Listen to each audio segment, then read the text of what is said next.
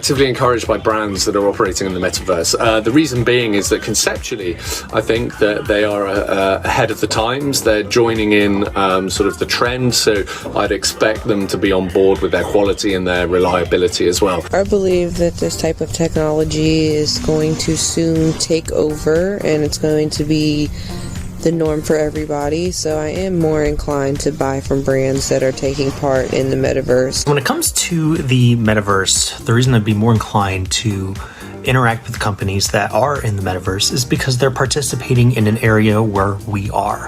And I think it's very important to be able to interact with brands in a digital space. I am more likely to buy from brands that are converting over and expanding to the metaverse because I feel like they're evolving in an age that other ones aren't and the other ones are behind. With Wendy's, for example, like I saw, it's curious, like I don't know how a restaurant would fit into that, but maybe with like clothing, appliances, things that I'm gonna get in real life, like put in my house or whatever, I could kind of envision. I don't think I would be inclined to buy things through the metaverse, only because I'm still learning more about it as I'm familiar with it, but I don't think that things in the metaverse are like really things in reality.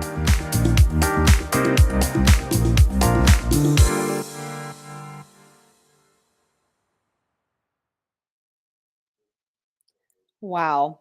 It is always really interesting to see what consumers in the Vox Pop Me community have to say about all different topics. Obviously, a lot of differing opinions on this topic. I'm Jenn Vogel, and as you may have guessed already, today we're going to discuss the metaverse. And this is a topic that I have a lot to learn about, and I'm sure a lot of the audience out there, you guys want to learn more as well. So I'm really excited to dig into this topic.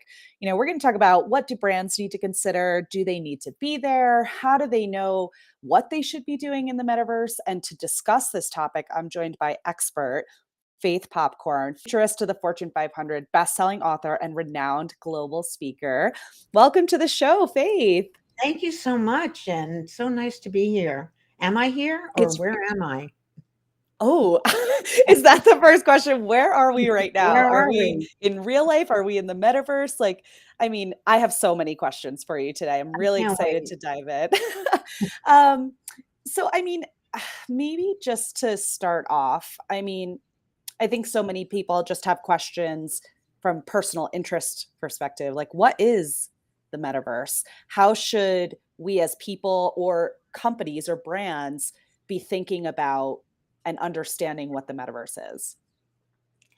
Well, I'm going to talk to you about the metaverse and give you a very simple definition.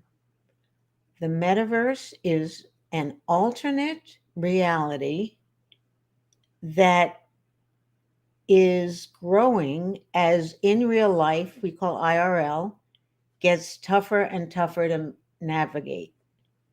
So it's just an alternate reality. Remind me at the, as we get into this, to talk to you about the multiverse, which is different than the metaverse. I mean, it's bigger. Yeah, I mean, that sounds like a topic we could spend a lot of time on. Yeah. I'm only familiar with the multiverse from watching Spider-Man movies with my son. So, Okay.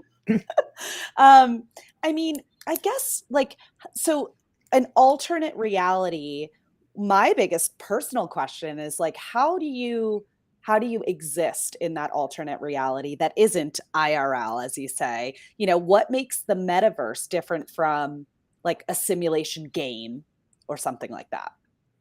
Well, actually, the metaverse, I think, was born out of gaming. Mm-hmm. I know that we were at my company, Brand New Serve, we were the first ones to ever do a corporate game. We had a gaming team out of Johnson & Johnson Tylenol, and that was so many years ago, very early. And then time went by, and then gaming became a place where you could get lost, and smart promoters would put like a brand in it, or a concert in it. So you'd be playing a game, but then you'd have a real, live concert, or maybe it wouldn't be so live. Like ABBA just introduced their new album, in the metaverse and in real life, but they became avatars. So there's a lot of like a mixing of who you are and where you are. So this whole thing about they, them, theirs, and are you a he, she? I call myself a humanoid. Um, how you show up is also, an aspect of the metaverse. But for those that say, and I hear a lot of Fortune 200 say, I don't know, do we really have to do this? That's what they said, by the way, about, they said that about home delivery. They said that about the internet. And now they're saying about the metaverse. And when they do go in, what do? They replicate in real life, like McDonald's goes, oh, here, I'm McDonald's in the metaverse. That's not what we want. It's like going to France and speaking English. Nobody's going to understand you. So that's another aspect. Yeah, that sounds like something I really want to dig into. But before I do, I want to take a step back to what you said about, brands or companies that you're working with asking that question. Do we really need to do this? Like, why should I care about the metaverse? Why should brands care about it? What is the future of this going to look like that we need to be preparing ourselves for now? Why you must do this and do it well and do it with velocity and imagination is because you're going where the eyes are, and the eyes and the bodies and the future is in the metaverse. Well, actually, it's going to be in the multiverse, which is multiverse means you don't only go in the metaverse, but the multiverse allows you to live on different platforms and places at the same time. It's, as the movie said, there's a movie out which everybody really should see, Everything Everywhere All at Once. And that relates to our trends. We have these 17 trends. The 99 lives trend is blown up with this. People have to be everywhere and be everything and be doing it all at once. Yeah, that's really interesting. And so you say, this is where all the people are going and where they are. So brands really need to be doing this and doing this well. So those are two very different things. What does it mean to do it? And what does it mean to actually do it properly? Like, what kind of mindset, I guess, do people need to get into to think about doing it differently? I love your description that you said before. You can't go to France and speak English. So how do you do this well? Well, you do it well by really understanding where you are when you're in the metaverse and the multiverse and making friends in there. Like recently I was interviewed by a frog in the metaverse. It was a Unilever film, and my interviewer was a frog, which actually set up the interview in a very cool way, a little bit like fun way. So we're going to be interacting with animals. We're going to be becoming animals. We're going to be interviewed by animals and creatures, and playing games like we've never done before. So you need to really understand it and understand that it changes. And that's very tough for the Fortune 500. Fortune 500, love, what's the brand? What's the brand mean? Who's the brand talking to, right? But this is, what's the brand mean? Oh, what's the brand mean now? Oh, what's the brand mean now? In a way, Google captured that very early when they changed their logo every day. But this is changing your logo every minute. Who are you talking to? Oops, that's different. Where are you? Oh, that's different.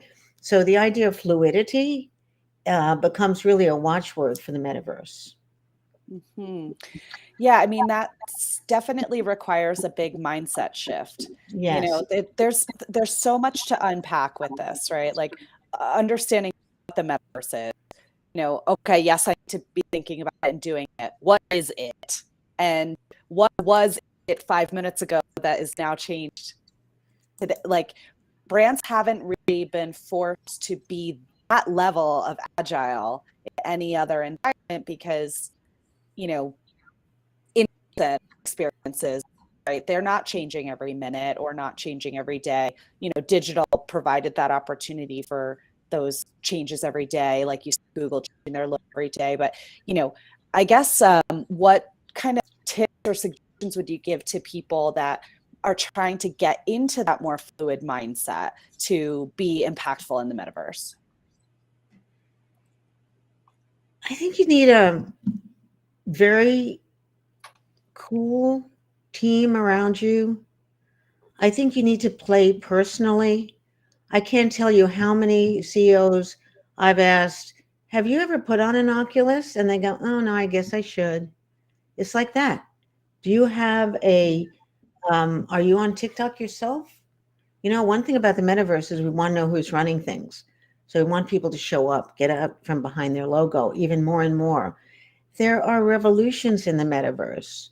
How do you think this idea that people don't want to go back to, in real life IRL work? They don't want to be sitting in a seat in their desk. That's part of it. They're conversing in the metaverse, and if you're not there, fluid, wandering through, having chats, changing your form, how many CEOs are, want to be frogs? Uh, if you're not doing that, you don't get it. And if you don't get it, a different brand can actually interrupt you and disrupt you and actually put you down. I mean, put you away. I mean, put you down as in euthanize you. That's not something anybody listening to this show right now wants. That's for sure. So We're going to take forewarned is forearmed, right? for sure. And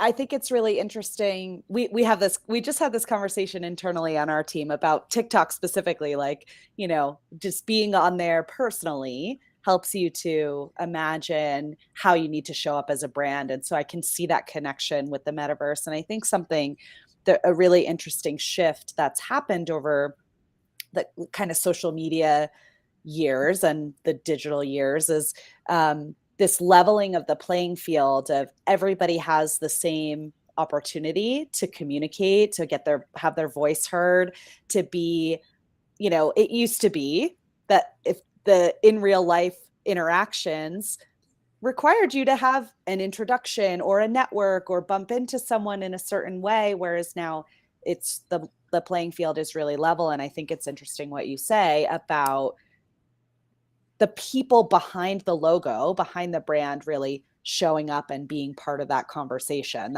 That's really important because, it is that level playing field. So everyone has the same opportunity to interact. Yeah, right. And maybe they have to show up not in their suits. Maybe they have to show up in their frog suit or their dragon suit. Or maybe Yes. they have to show up with their team around them. And we were just interviewing somebody absolutely this wonderful designer that only designs clothes for the metaverse. There are going to be clothes for the metaverse and cars for the metaverse. Krista Kim, of course, built Mars House, one of the first, maybe the first in the metaverse. There are going to be bars in the metaverse. You're going to go to different bars, and what an opportunity for an alcoholic beverage company to start, a bar, but start a bar in a different way.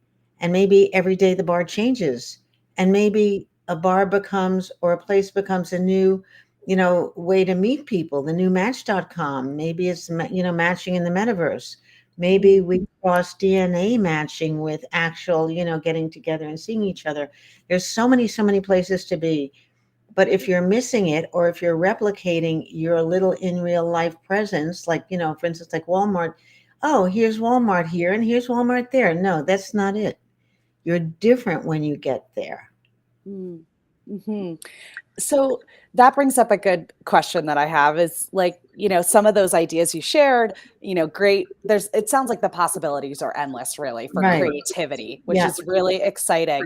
But what about right now? Like, what are some examples that you've seen of companies specifically that you think are doing something really well in the metaverse? Well, Gucci is, mashed up now with Roblox.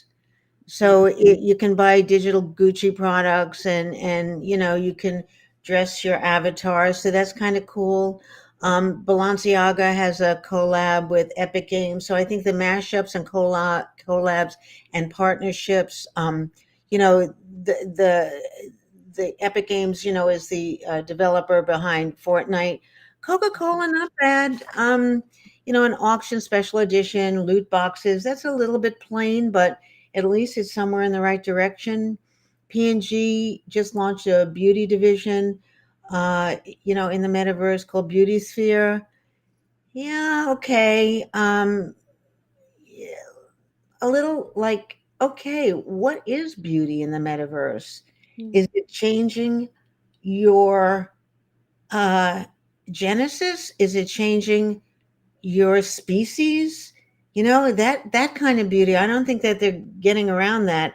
And then Nike had acquired FKT.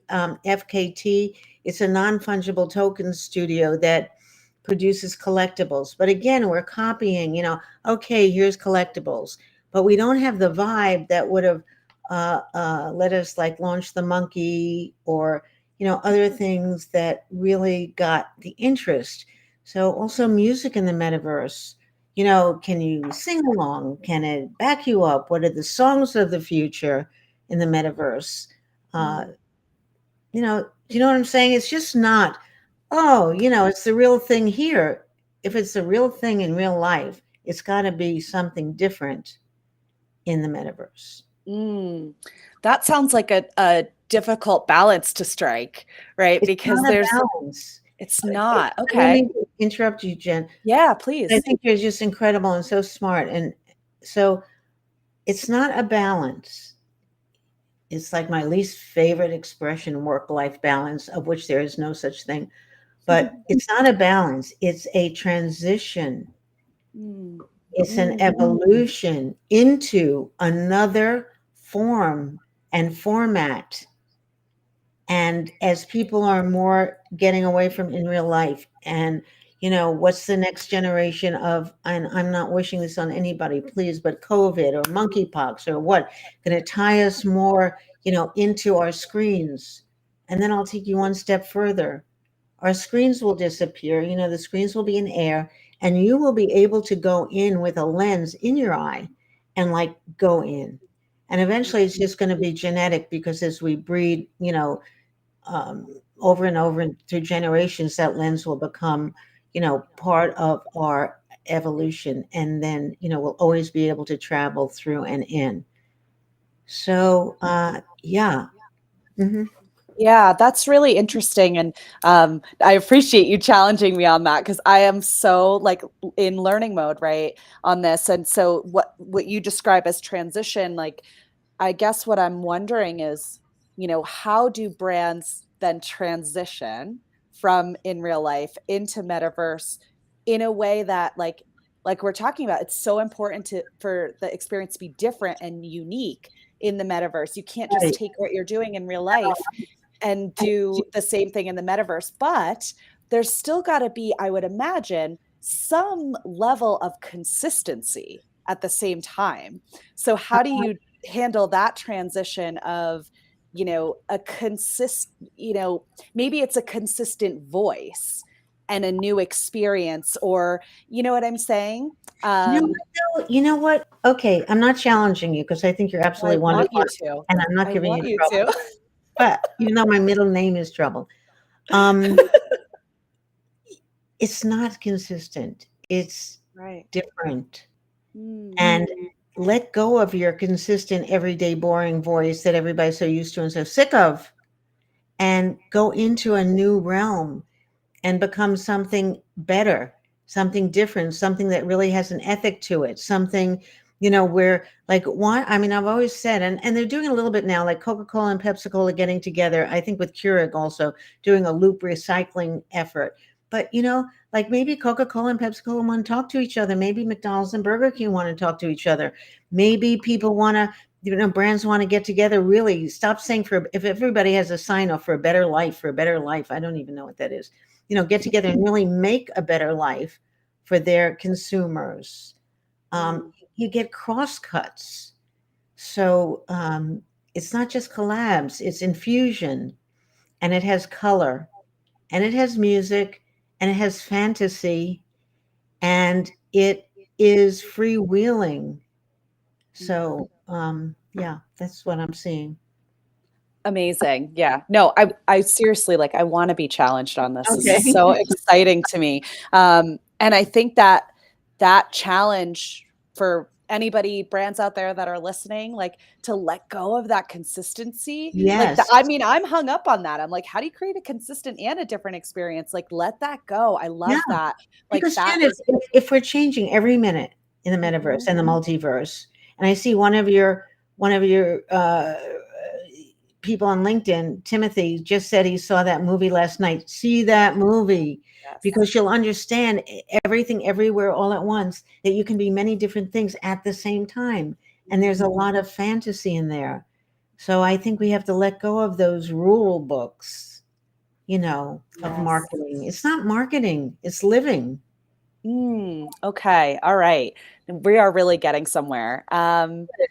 So some of those examples you shared, I just want to like just reiterate because I think some of those collabs are Okay. really interesting. Like the really high-end fashion brands collaborating with the gaming companies. That like these are things that, like you said, I mean, this is very different. This is not something that's happening in real life, Yeah. right? So Yeah. it Yeah. seems like the ones that are kind of trying to maintain that consistency, like where the headspace I'm stuck in, are actually the ones that aren't doing something all that interesting. And the ones that are really thinking outside of the box are really making a wave. So I just wanted to reiterate that, and I think that's really interesting. How do brands know that the time is now to get involved with the metaverse? You know, Oh, I've seen a lot of like social media backlash and kind of and maybe it's more for the brands who aren't doing it in an innovative and interesting way,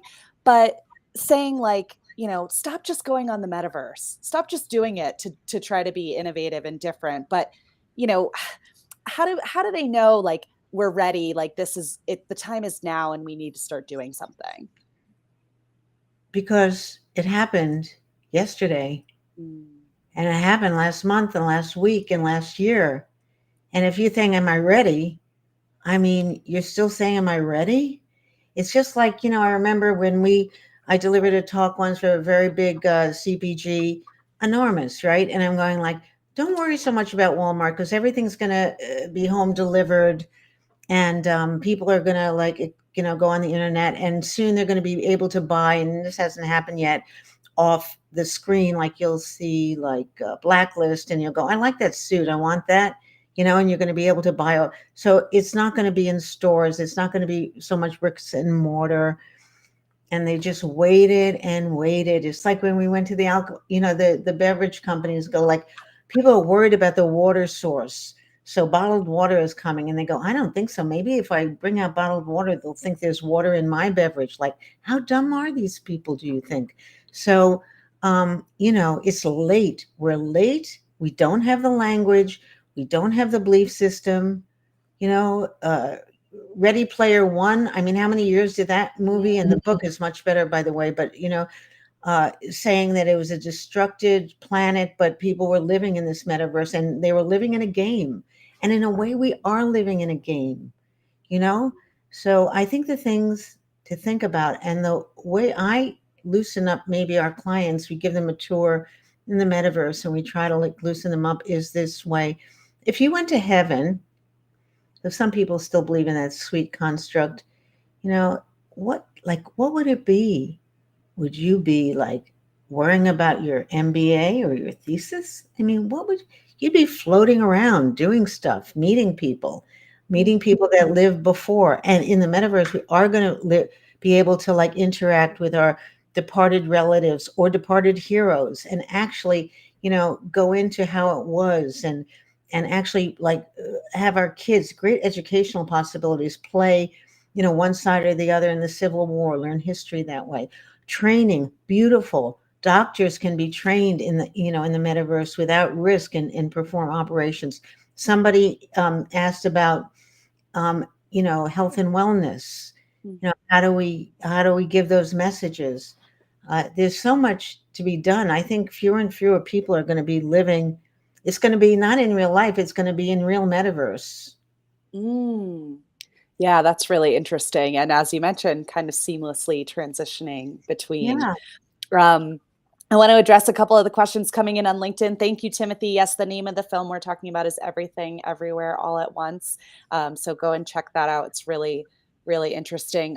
We have a question here from the audience about can you maintain your positioning as a brand but still make your mark in the metaverse? No. You No. need to have Ooh. a fluid transitory positioning. What day are you talking on, and who are you talking to, and what's going on that day? So when you go on TikTok and you have a mashup with a singer, you know, and you can do that dual thing and you sing along, or, you know, like maybe I want to like be in the metaverse and like be in Ukraine and like be talking to the people in the street or in the shelter, or, you know, maybe I want to be like a, you know, singing with Beyonce or floating around the pond with her, or it's going to be fluid. And, you know, it's so funny. We're talking so much about fluid gender, but I'm talking about fluid life, fluid branding, fluid everything. I would like to float in a pond with Beyonce for sure. Okay. But you know, I think with the positioning question, I mean, it's not that much different from how we use segmentation in real life, right? Like we don't necessarily, or most brands don't use the same positioning for all of the. But Um, it's still rigid. it This is is how we still talk to Black rigid. people. This is how we talk to Hispanic people. This is how we Oh, talk to sure. young people and old people. And young people and old people have a lot in common. So, Yes. Yeah. And I don't necessarily mean segmentation in terms of demographics, right? I think we've done a better job of thinking about, you know, people in terms of their interests and what they care about, as opposed to just their gender and age. But, you know, there's a lot of segmentation work that goes in. And, you know, maybe we should be thinking about the different, like, who we're interacting with in the metaverse and what they care about there versus, you know, somebody who's walking into our storefront to buy XYZ right. product. You know, it's a different experience for sure. Well, suppose you can't have a baby. Hmm. And suppose this is my dream. Suppose you can go in the metaverse and have a universal log of every child in the world that needs parents. And you can see their backgrounds, you know, the issues in that country, maybe the laws, maybe there won't be laws. And you can access globally. How come you can see every car for sale in the world? How come, you know, it just seems crazy. Like, why can't I find, I mean, I have two adopted Chinese kids, so I'm like passionate about, you know, adoption, but a lot of times people would love to like get a baby or get not a baby, a 6-year-old, 7-year-old, 12-year-old, you know, but they don't know where to do it and where they are. That's a gorgeous use of the metaverse.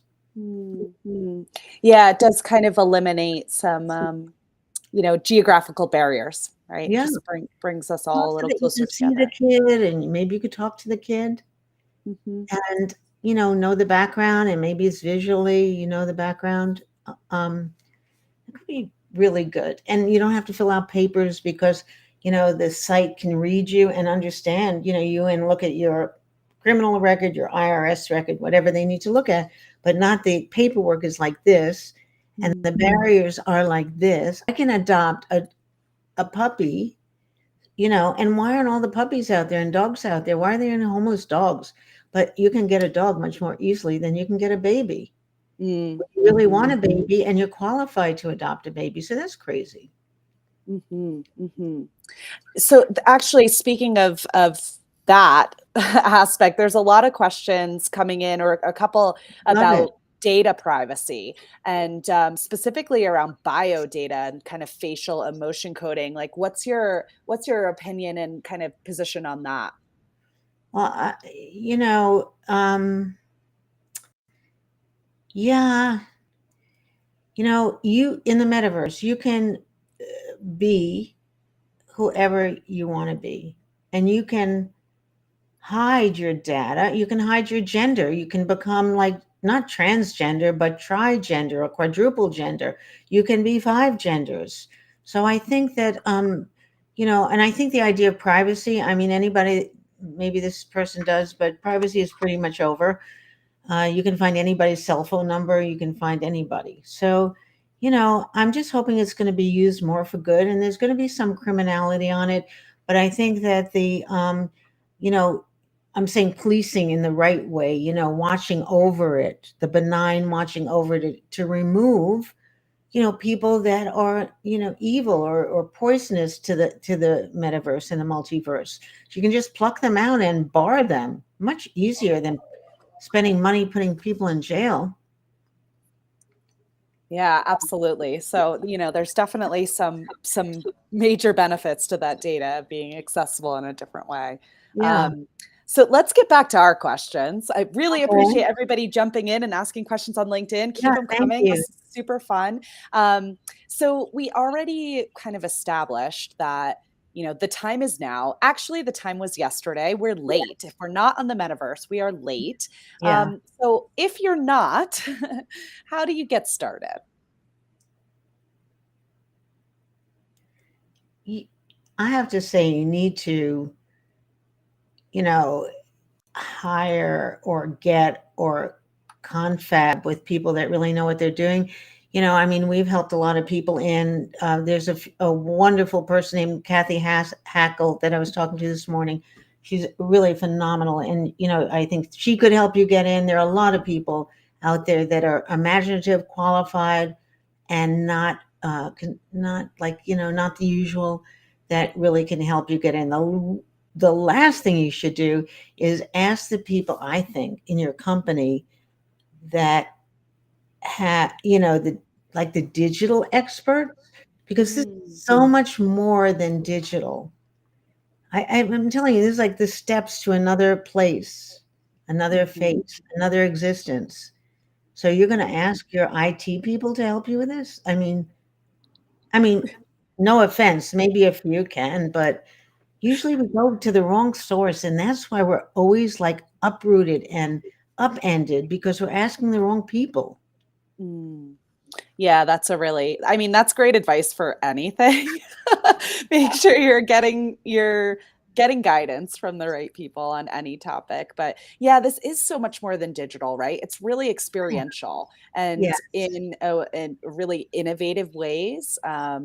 So I love that, make sure you're going to the right people or hiring Yeah. the right people. And It's like born again, Mm, not in the religious sense, but mhm, born again or re-existed, you know, or uber existences, or eventually we're going to be able to upload our consciousness to the metaverse.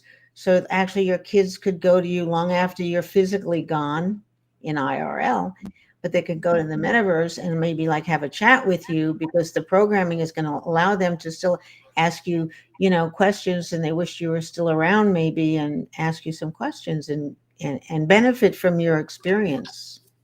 mhm. I love that. I love that. It's the end of And it's the end of what?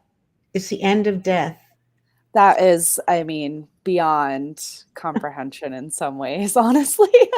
It sounds amazing.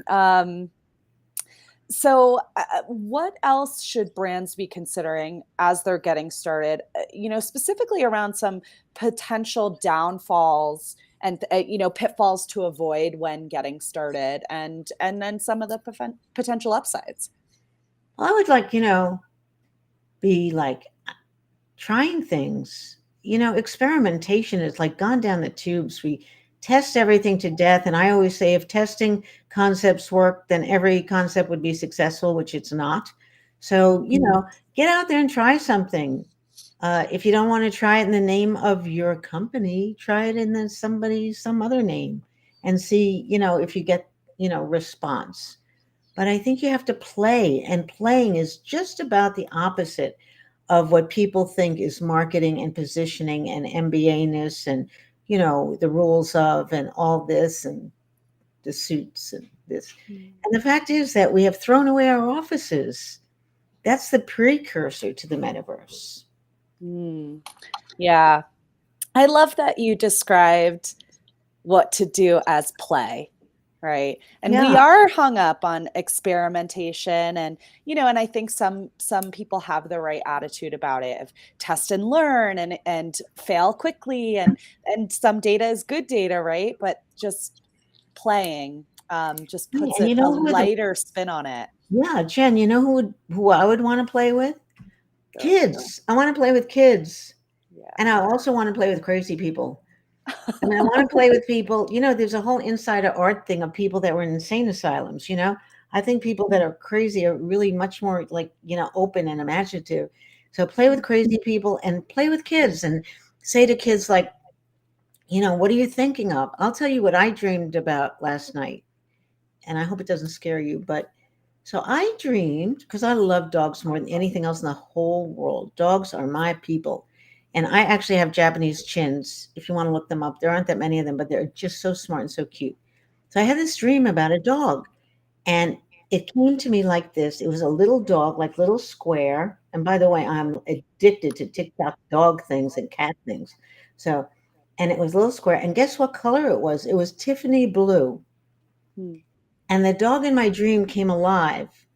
And it was wearing, like Beyonce wears, that diamond necklace. By the way, full disclosure, I'm not hired, nor have I ever worked for Tiffany's in any capacity. So it was this blue thing with this diamond necklace. And I thought, my God, suppose a brand could translate to to life, to real life, like to not human, but like animal life. Suppose a brand could be a dog. I mean, can you imagine? I mean, I would love a Tiffany dog. Do I want a Cartier dog? Do I want I mean, actually, Bulgari owns like the cats, right? What about a live Bulgari cat? So that has to do with genetic engineering, and how do you color? Make sure that the dog is the right color for the brand. But that's how far it's going to go. The crosses, the flexibility, the convergence, and the expression, and the open playing field. And I mean playing as in playing. Let's play. I love it. I think that's a really good place to leave it. That's the recommendation, Okay. right? Like, let's get out there and play. And you know what, actually, what you said about like, well, do I want a Tiffany dog or a Cardi dog? Right now, there's not that choice. So is the one who's first, right? Who does it Always. well first. Primacy. So I hope everybody gets out there and gets onto the metaverse. And, thank you so much for coming and telling us about this. Like, I feel like I've learned so much and I'm excited to learn more. So yeah, thank you so much for coming on the show today. Well, if I talk to you tomorrow, it'll all be different. It will be. I can't wait. Okay. Well, thanks everyone for listening in, and thanks for all your questions and your engagement. This was a really fun episode. We're going to be back with another episode with Jorge Colachi of Lazy Boy. We will see you then.